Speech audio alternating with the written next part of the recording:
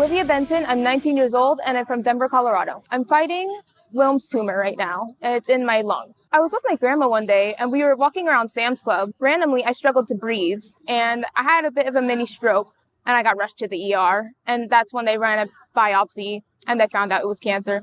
I kind of knew there was something wrong for a little while, but I wasn't expecting cancer at all. So it was quite shocking. It was extremely overwhelming. But in my mind, I kind of knew that I was going to beat it. Like in my mind, I knew it was going to be a hassle, but I knew it was going to go get through it. I did underestimate it a little bit, but I just tanked it through. It did feel like my world kind of stopped a bit. I didn't really realize it, how bad cancer would take over.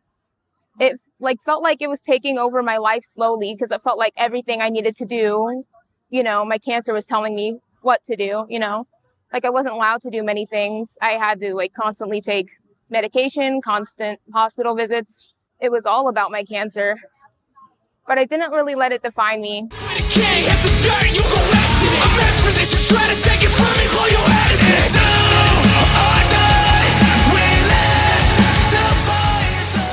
I had 5 days of mission where I would be in the hospital. And then I'd get out of the hospital, I'd be home for a few weeks, and then back in the hospital once I've been feeling okay again. Then later on, I did a little bit of radiation and just constant chemo mostly. When I first heard about Livia's diagnosis, I was devastated.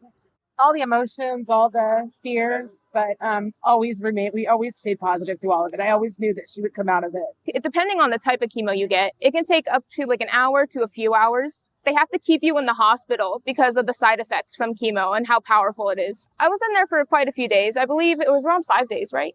She goes back tomorrow morning for her second round here in Ohio. Since we got back to Ohio, she'll go for 6 days. Every 21 days, she's back in there for about a week. After she comes home during that time, she has to go back for blood transfusions and platelet transfusion. It felt like, of all the people that it could have happened to, why did it happen to her? It's such a strange disease, it's like a very odd chance. Just hard to come to terms with it first.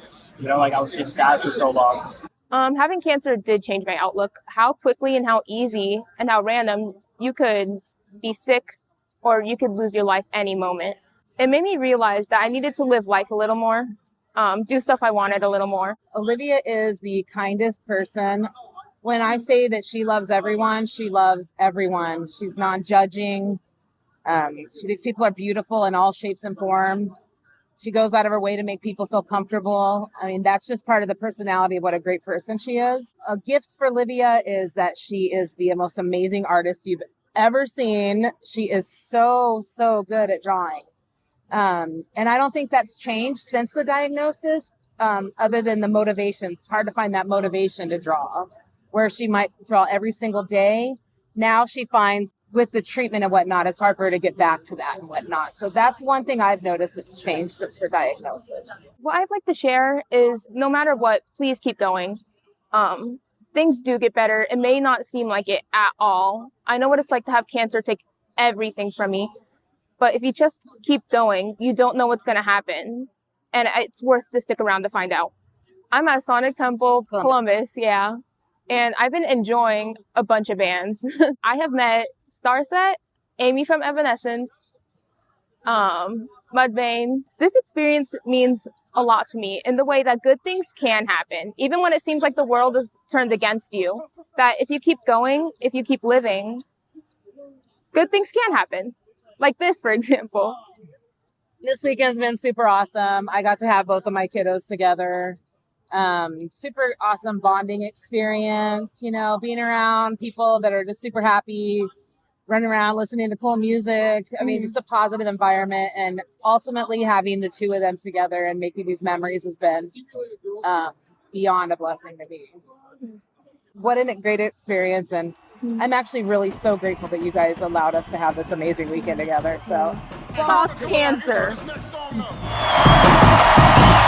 Security, right there in the middle. If you really want to believe in you, grab the llama. You can move mountains, share your things, and still won't receive them. I grew up in the project. projects. 9th Street. Payless tennis shoes on my feet. He came up in the middle class where it's quite neat. Rocking the nice clothes and fly sneaks. I started rapping. Nobody can bar this passion. Pushing and going so hard it happened. He started trapping. Target ass, so we started talking to women in a harlot fashion. I'm on the block like wow. Rhyme got jakes and I aim to spit styles. I was broken, I'm happy, entertained in big crowds. He was